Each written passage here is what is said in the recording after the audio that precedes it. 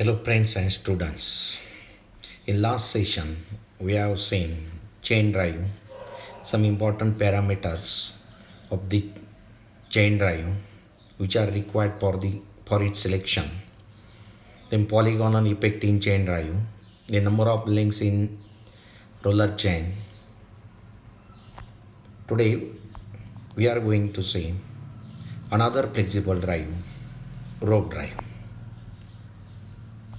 Rope drive is also a flexible drive which is used to transmit large amount of power by using pulleys or different pulleys.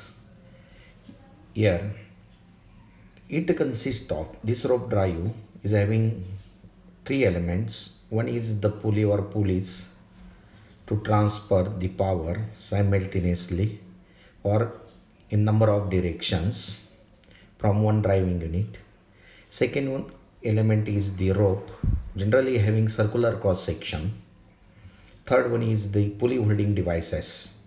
All these are the elements of rope drive. Compared with other drive, gear drive, belt drive, chain drive, rope drive are also having some of the advantages. It is used to transmit power for long distances more than 8 meter. In belt drive you will find the power is transmitted up to 3 to 4 or 5 meter by using V belt, more than that by using flat belt. In chain drive also, chain drive is also used for long distances, and gear drives are a compact drive for smaller distances, but rope drives can be used for longer distances. Second one is, in this case, one driving member may run or drive many driven members. Many driven members run at any directions. Again, it's a strong drive in case of wire rope, and it's a flexible one. Again, it's cheaper one compared with the other and having simple in construction. Some of the disadvantage of rope drive: the internal failure can't notice. That means from inside, in case of wire rope or rope drive, the crack or its failure propagates, and when it comes to this on the surface, that time actual failure is going to happen. That's why internal failure can't notice. And another one is the corrosion. Because rope drives are exposed to the open environment, dust, high temperature, because of this open environment, corrosion of the wire rope drive may be possible, and that's why corrosion is also another disadvantage, because wire ropes are made of steel material. Applications of rope drive: generally you will find rope drives are used in elevators, mine hoists, cranes, oil well drillings.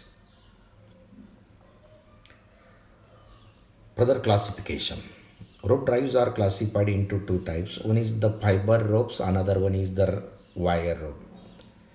This classification based on the materials used for its manufacturing.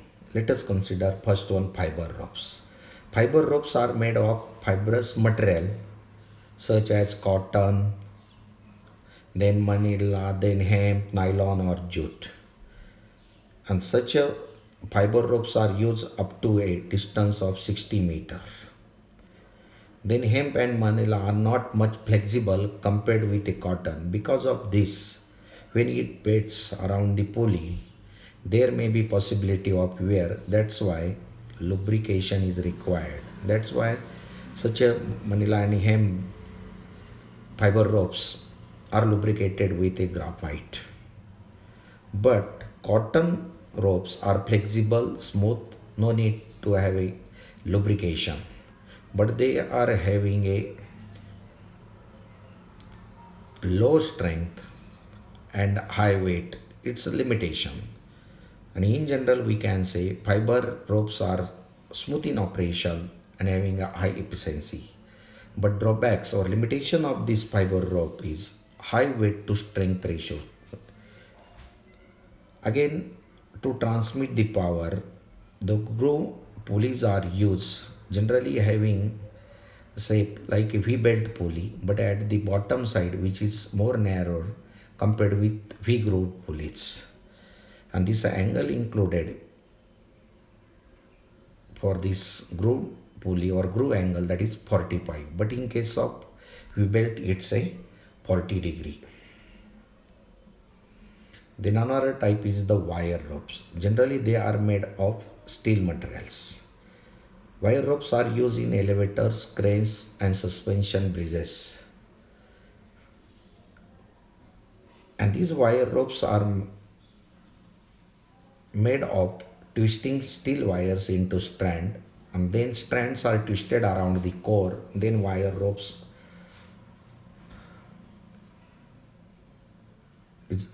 are formed or constructed. Wire ropes are having some advantage: resistance to shocks, then high strength to weight ratio compared with fiber ropes, smooth operation, they are more reliable and more durable and having high efficiency. How they are constructed? So you will find they are made of twisting steel wires, and twisting steel wires, that is known as strand, and when certain number of strands are twisted around the core, it forms a rope or wire rope. Now here in construction, the certain number of wires in general according to the BIS code 7, 9, 21, 25, 35, 37 number of wires are twisted to form a strand. And later on, again such strands are twisted around the core, but the number of strands are again 6, 8, 17 or 34, and it forms a wire rope. This is about the wire rope construction. Look at this diagram. Here you will find 6 by 7. So you will find here total 1, 2, 3, 4, 5, 6 are the strands.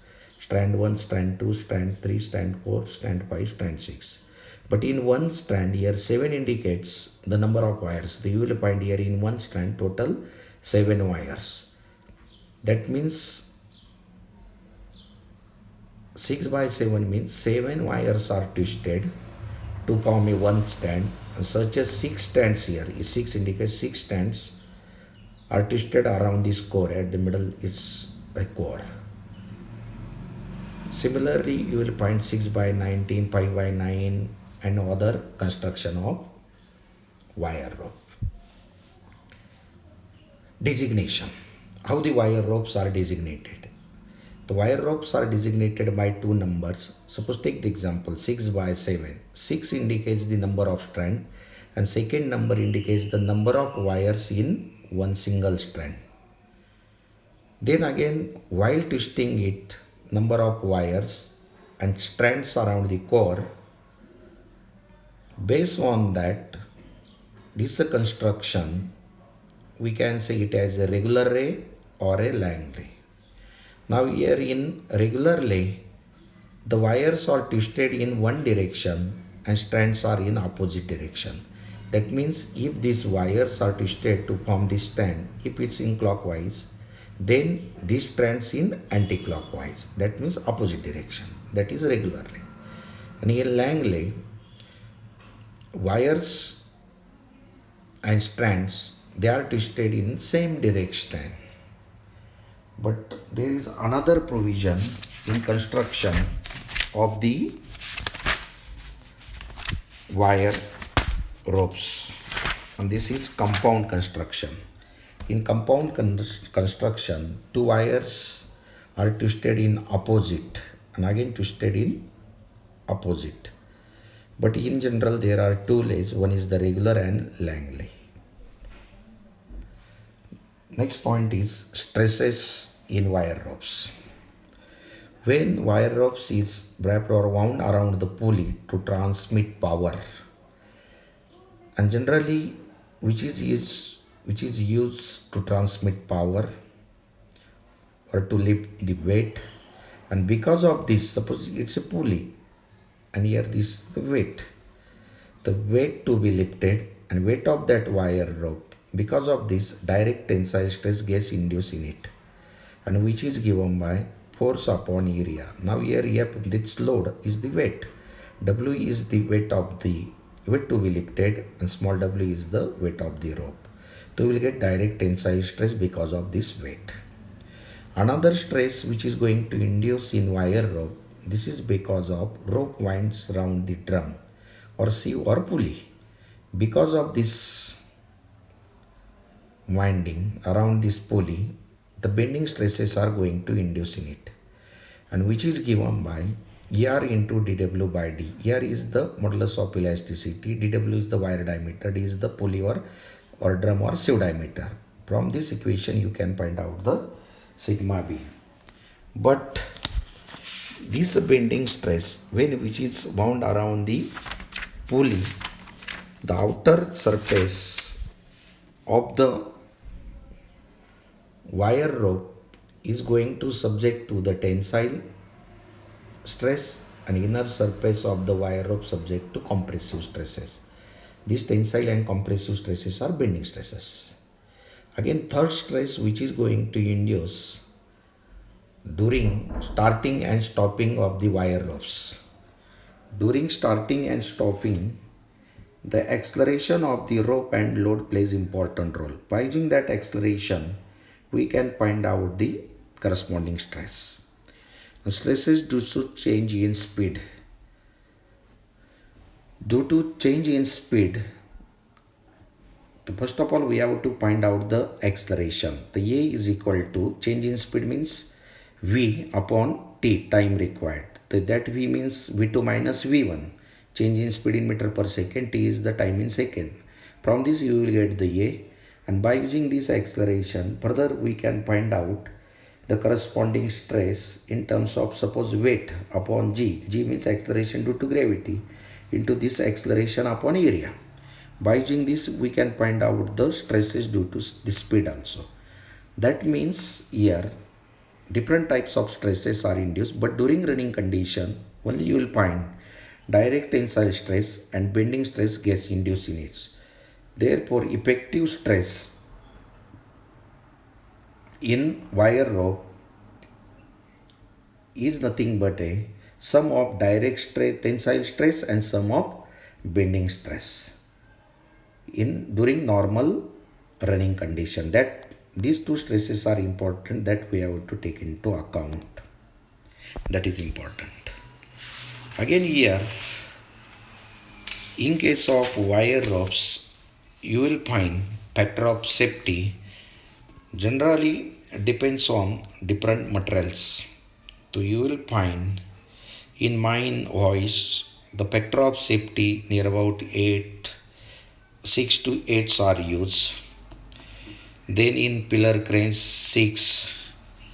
Then ladle cranes factor of safety 8. Preferred value of factor of safety is 8.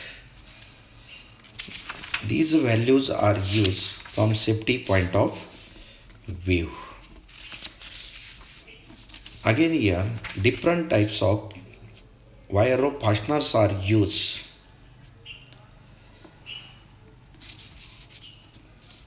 To hold the wire ropes properly.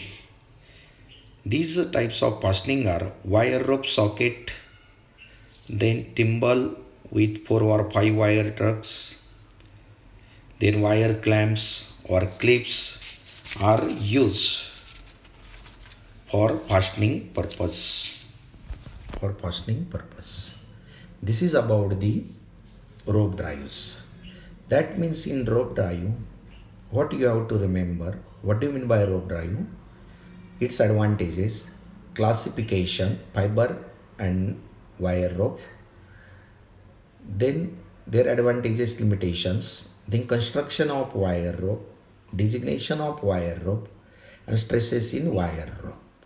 All these are the important points that you have to remember. Now next points. In this topic I have added one problem on belt drive. In earlier sessions, we have seen the selection of flat belt as well as V belt from manufacturer's catalog. Now in this presentation, we will see the simple important problem on belt drive. Now statement. Rubber belt is used to drive dynamo generating 20 kilowatt at 2020 rpm. It is fitted with a pulley 200 mm diameter. Allowable stress for belt is given 2.4 MPa. Density of rubber 1000 kg per meter cube. Angle of contact for dynamometer or dynamo, that is angle of wrap 165 degree.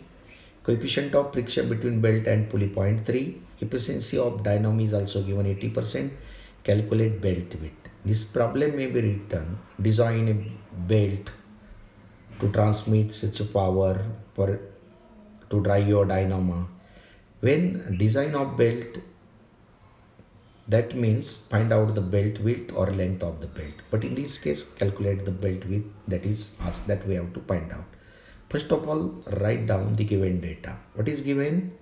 Power is given 20 kilowatt. It rotates 2000 rpm. Diameter is given 200 mm. Allowable stress is given 2.4 megapascal. And density of the rubber is given 1000 kg per meter cube. Efficiency is given 80%. Coefficient of friction between belt and pulley material is given 0.3. And angle of wrap or contact 165 degree. So what we have to do? We have to find out width of the belt. How to find out? Now in first step, first of all, find out the velocity of the belt. Now velocity is given pi dm by 60. D is given, N is RPM, everything is given. You can put. Now D is substituted in meter, so you will get velocity 23 meter per second here. Now in next step, we know that power transmitted by the belt, that is T1 minus T2 into V. But in this case, efficiency is given. That's why we have to multiply it by efficiency in fraction, that is 0.80. Again, in this case, it is not mentioned whether it is a open belt, cross belt. If it is not mentioned, assuming it's a open flat belt drive, the power transmitted T1 minus T2 into V into this efficiency. It's given. Otherwise, P is equal to T1 minus T2 into V. V is already calculated 23. We can substitute the value. We will get T1 minus T2 is equal to 1087 Newton. Now here T1 is the tight side tension. T2 is the slack side tension.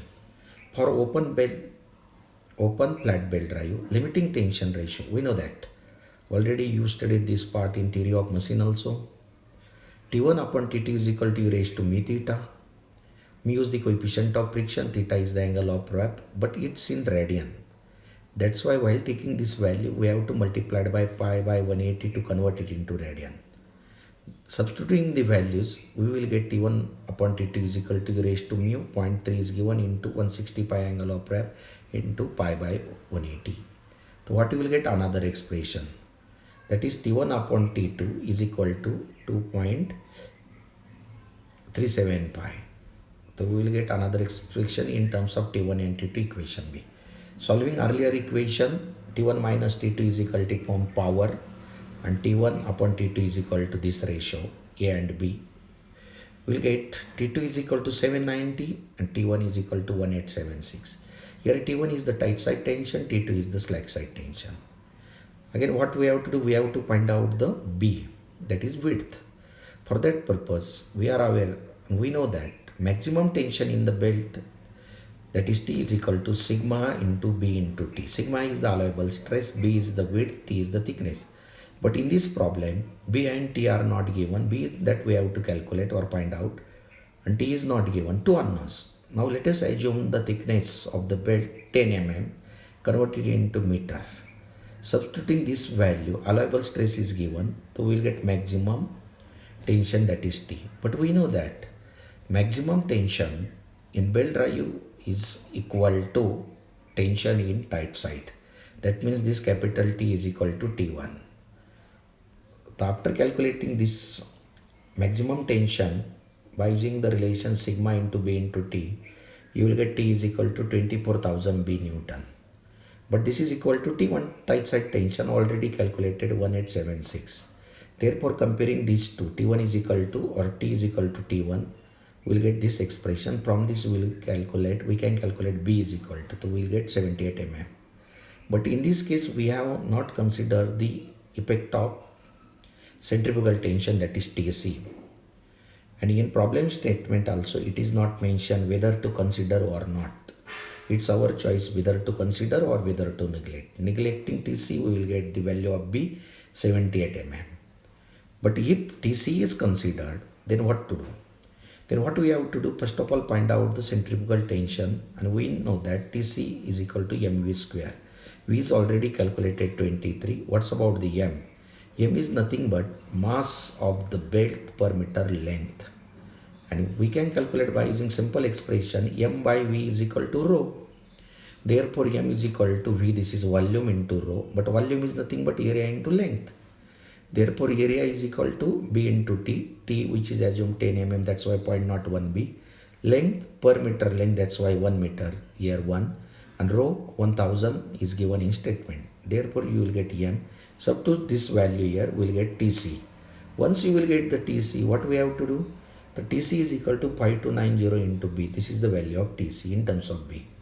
The maximum tension in the belt when TC is considered, that is T is equal to T1 plus TC. Already calculated T, that is sigma into B into T is equal to T1 plus TC. So what we will get? T1 is also calculated 1876. Substitute all these values, you will get B here.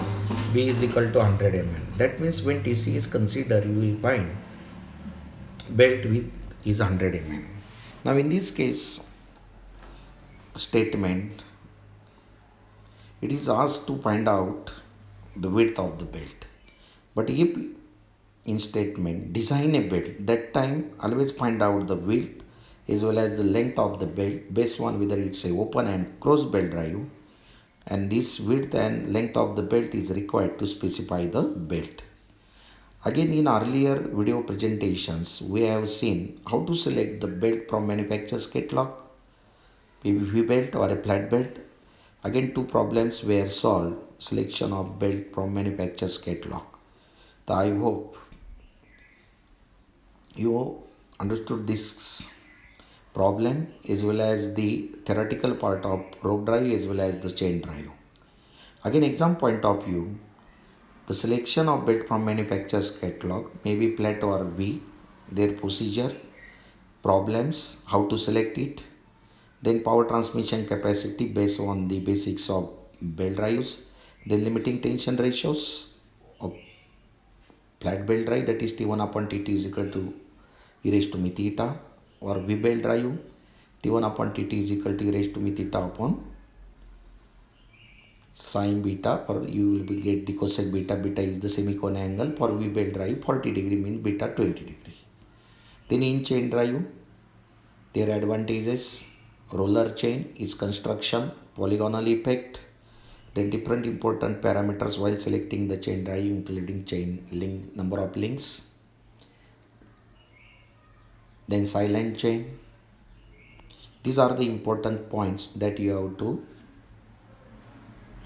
remember and study.